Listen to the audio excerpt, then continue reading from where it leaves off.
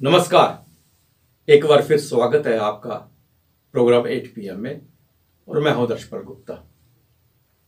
पाकिस्तान अपनी नापाक हरकतों से बाज नहीं आ रहा। हालांकि उसने देख लिया है कि आतंकवाद करने के बाद क्या नतीजा होता है। हमास में देखा उसने किस तरह से पूरा विश्व जो है उसके विरुद्ध खड़ा है, सिवाय पाकिस्तान के। आतंकवादी जो देश है पाकिस्तान जैसे, हिंदुस्तान ने कुचल के रख दिया आतंकवाद को। जम्मू कश्मीर में जिस तरह से कोशिश की इसने, वही मुंह की खाई। आज स्थिति यह है कि जम्मू कश्मीर में अमन से लोग रह रहे हैं, लेकिन पाकिस्तान अपने नापाक हरकतों से बाज नहीं आ रहा। अभी हाल ही में इसने 2 बार सीज फायर का उल्लंघन किया है। 2 दिन पहले अरनिया में वहां हमारे 2 जवान जख्मी हुए, कल कुपवाड़ा में वहां भी वह एक जवान जख्मी हुआ। और बार बार ये किस लिए कर रहा है? क्योंकि एक तो ये चाहता है पाकिस्तान कि मौसम बदल रहा है और बर्फ पड़ने से पहले ज्यादा से ज्यादा आतंकियों को इधर धकेल सके, और दूसरा उनका जो फेवरेट बिजनेस है ड्रग्स का, उसको सामने ला सके।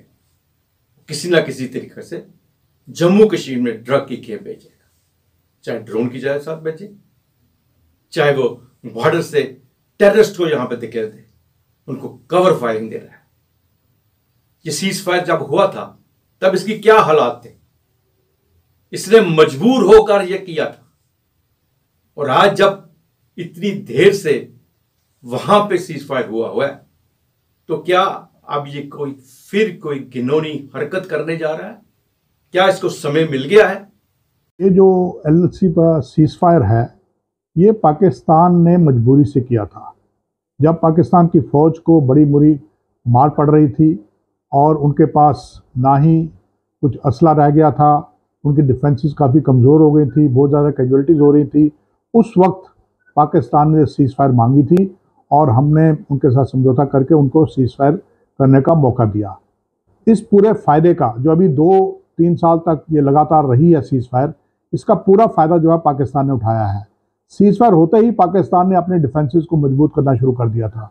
उसके बाद चीन की मदद से उन्होंने अंडरग्राउंड टनलिंग भी की है, जिससे कि अभी पाकिस्तान की फ़ौज जो है, जो LOC के ऊपर है, वो बहुत ही सुरक्षित है। इसलिए मुझे लगता है कि अब दोबारा पाकिस्तान एडवेंचर करना चाहता है और पाकिस्तान LOC को एक्टिव करना चाहता है। पाकिस्तान के ऊपर चीन का भी दबाव है। बेशक पाकिस्तान की ये जो इकॉनमी है वो काफ़ी ख़राब है, लेकिन अभी उसे IMF से लोन मिल गया है। अमेरिका अभी भी पाकिस्तानी फ़ौज की मदद कर रहा है, चीन पाकिस्तानी फ़ौज की मदद कर रहा है। इसलिए मुझे लगता है कि चीन के बहकावे में आकर पाकिस्तान दोबारा LOC को एक्टिव करने की कोशिश कर रहा है। अब हम नजर डालते हैं आज के समाचारों पर। पाकिस्तान में भारत के मोस्ट वांटेड आतंकियों के मारे जाने का सिलसिला शुरू हो गया है। पिछले दिनों इस फहरिस्त में 2 नए नाम सामने आए थे, जिनमें से एक शाहिद लतीफ था, जिसे पठानकोट हमले का मास्टरमाइंड बताया जाता है। दूसरा आतंकी ISI का एजेंट मुल्ला बाहोर है। वह भी पाकिस्तान के भीतर अज्ञात लोगों की गोली का शिकार हो गया था। अब जिस आतंकी के मारे जाने की खबर आ रही है, उसका नाम दाऊद मलिक है, जिसे वैश्विक आतंकी संगठन जैश-ए-मोहम्मद के सरगना मसूद अजहर का करीबी बताया जाता है।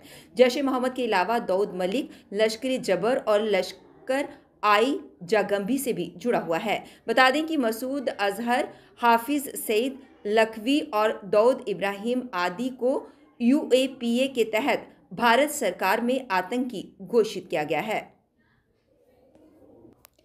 अमेरिका के राष्ट्रपति जो बाइडेन ने इजरायल और यूक्रेन को आर्थिक मदद देने के लिए कांग्रेस से $105 अरब की मदद देने की अपील की है। बाइडेन ने ओवल ऑफिस से देश को संबोधित किया और इस दौरान कहा कि ये अमेरिकी इतिहास का टर्निंग पॉइंट का समय है। बाइडेन ने कहा कि इस रकम से रूस के क्रूर हमले से जूझ रहे यूक्रेन और हमास के बर्बर हमले से जूझ रहे इजरायल को मदद मिलेगी। साथ ही गाजा पट्टी में मानवीय मदद दी जा सकेगी। इजरायल और हमास के बीच संघर्ष शुरू हुए अब 15 दिन हो चुके हैं। दोनों ही ओर से जारी हमलों में अब तक 5,537 से ज़्यादा लोगों की जान जा चुकी है। इजरायल में हमास के हमले में मरने वालों की संख्या 1400 से ज़्यादा है। उधर गाजा पट्टी में हुई बमबारी में 4137 से अधिक की मौत हो चुकी है। गौरतलब है कि आतंकी संगठन हमास ने इजराइल पर 7 अक्टूबर को सुबह अचानक हमला कर दिया था। इसके बाद दोनों के बीच संघर्ष जारी है। अंतर्राष्ट्रीय सीमा पर अन्य सेक्टर में सीजफायर का उल्लंघन करने के 3 दिन बाद अब पाकिस्तान में एलओसी पर उत्तरी कश्मीर के कुपवाड़ा जिले के केरन सेक्टर में सीमा पार से गोलीबारी की है। स्नाइपर शॉट में सेना का एक जवान घायल हो गया। सूत्रों ने बताया कि शुक्रवार को केरन सेक्टर में एलओसी के करीब पाकिस्तान ने स्नाइपर शॉट से सेना के जवान को निशाना बनाया, जिसमें वह घायल हो गया। ये घटना एलओसी पर चांदनी पोस्ट के पास घटी। घायल जवान को विशेष उपचार के लिए श्रीनगर स्थित सेना के 52 बेस अस्पताल में रेफर कर दिया गया है। महाराजा गुलाब सिंह जी के 231वें जन्मदिवस पर एसएमजीएस हॉस्पिटल में शिव सैनिकों, युवा राजपूत सभा व अन्य सामाजिक संगठनों द्वारा ब्लड डोनेशन कैंप का आयोजन किया गया। इस मौके पर महाराज गुलाब सिंह जी की प्रतिमा पर फूल माला भी अर्पित की गई। सफाई जैसे कि कोई भी अंदर नहीं जा सकता बिना ये प्लास्टिक पहने, एंड बच्चे भी खुश लग रहे हैं एंड सपोर्ट, मतलब बहुत सपोर्ट। मैं चाहती हूँ कि पूरे जम्मू इकट्ठे हो आए, इन बच्चों की सेवा करें, एसएमजीएस हॉस्पिटल के डॉक्टर्स के मतलब मदद करें, उनका साथ दें, क्योंकि ये बहुत ही नेक सेवा कर रहे हैं। आज रक्तदान हुआ थैलेसीमिया एंड ऑन्को पेशेंट्स के लिए, खास करके बच्चों के लिए। और जब महाराजा हरि सिंह जी ने, हमारे दादा साहब ने इस हॉस्पिटल को 6 मई 1940 में इनॉपरेट किया। आज मैं इतने गर्व से घूम रही हूँ इस हॉस्पिटल में, क्योंकि ओरिजिनल जो फाउंडेशन स्टोन है डॉक्टर दारा सिंह जी ने मुझे दिखाया, जो ओरिजिनल स्टोन था जो महाराजा हरि सिंह जी के हाथ से उन्होंने स्थापित की थी। तो बहुत जम्मू एंड श्रीनगर में महाराजा हरि सिंह जी ने महाराजा गुलाब सिंह जी के नाम से ये हॉस्पिटल शुरू किया था। उनकी दूरदर्शा इतनी थी, उस समय 150 बेड्स का हॉस्पिटल था। आज डॉक्टर साहब मुझे कह रहे हैं कि कितने बेड्स हैं डॉक्टर साहब 150 बेड्स ओरिजिनली थे 1940 में, 150 beds and now we are 1025 beds हो गए हैं। उनकी दूरदर्शा इतनी थी कि ऐसे बिल्डिंग बनाए जिसमें फ्यूचर के भी मतलब व्यवस्था बने। एंड लेकिन जिस तरीके से हमारे डॉक्टर कम्युनिटी इसको चला रहे हैं, मैं उनको बहुत बहुत शुक्राना करना चाहती हूँ। And on the occasion of Maharaja Gulab Singh ji birth, जिन्होंने पूरे जम्मू कश्मीर के लिए इतना सेवा की है, मेरा भी एक फर्ज था कि हम मिल के सपोर्ट, एनजीओ सपोर्ट, शिव सेना, एसएमजीएस हॉस्पिटल, हम सारे मिल के कोलैबोरेटिवली सेवा में। नेशनल हाईवे को लेकर नई बस्ती के दुकानदारों ने प्रदर्शन किया। उन्होंने कहा कि नेशनल हाईवे बनाए जाने के चलते उनकी दुकानें तोड़ी जा रही हैं, जिससे उनकी रोजी रोटी छिन रही है। उनके पास इन दुकानों के सिवाय और कोई साधन नहीं है।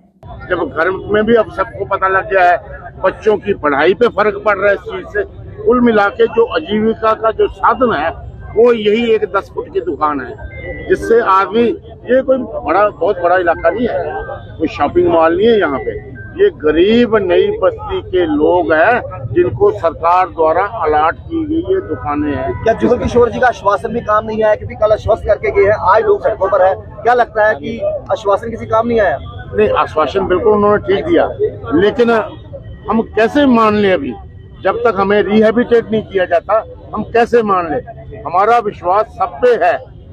जम्मू स्मार्ट सिटी की बात तो की जाती है, बड़े बड़े नारे भी लगाए जाते हैं, बड़े सारे स्लोगन्स भी किए जाते हैं कि वाकई जम्मू स्मार्ट सिटी की तरफ बढ़ रहा है। तो अगर बढ़ रहा है तो हम आपको सीधी तस्वीरें पीपी न्यूज़ लाइन के माध्यम से दिखाते हैं। वहाँ पर हमारी रिपोर्टर है रुपेश राज। आइए उनसे जानने की कोशिश करते हैं कि अगर गांधीनगर जैसे पॉश एरिया में इतनी गंदगी के ढेर हैं तो बाकी जगह पे क्या हाल होगा।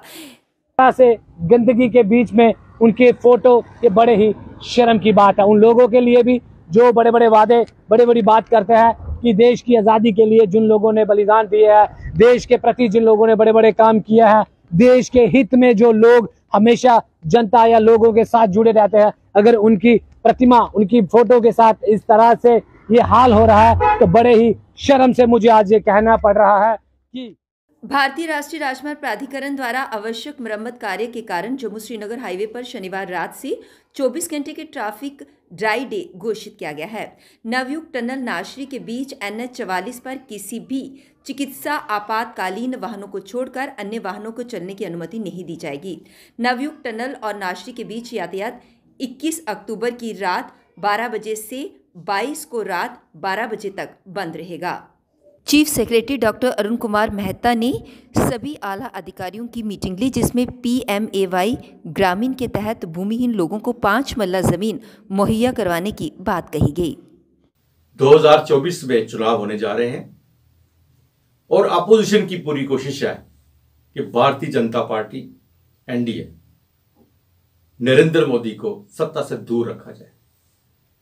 उन्होंने इंडिया नाम का एक संगठन बनाया जिसमें सभी अपोजिशन पार्टीज इकट्ठी होगी और यही कोशिश की उन्होंने, यही बताने की कि आने वाले चुनावों में हम सब मिलकर चुनाव लड़ेंगे और नरेंद्र मोदी एनडीए बीजेपी को सत्ता से दूर कर देंगे, बाहर कर देंगे। लेकिन एक मजबूत संगठन नहीं खड़ा कर पाए। अब 5 राज्यों में चुनाव होने जा रहे हैं। क्या हालात बने हैं वहां पे? एक दूसरे की टांग खींच रहे हैं। एमपी में देखो, समाजवादी पार्टी ने साफ शब्दों में कह दिया है, क्योंकि उन्हें एक भी सीट नहीं वहां दी। अगर पहले पता होता हमें तो हम कभी भी इंडिया की मीटिंग में नहीं जाते, क्योंकि ये सिर्फ लोकसभा के लिए इंडिया नहीं बना, ये सभी अपोजिशन को इकट्ठा करके चलने के लिए बना था। लेकिन आज हमें पूछा नहीं जा रहा, हमसे बात नहीं की जा रही। यही हालात केजरीवाल के साथ है।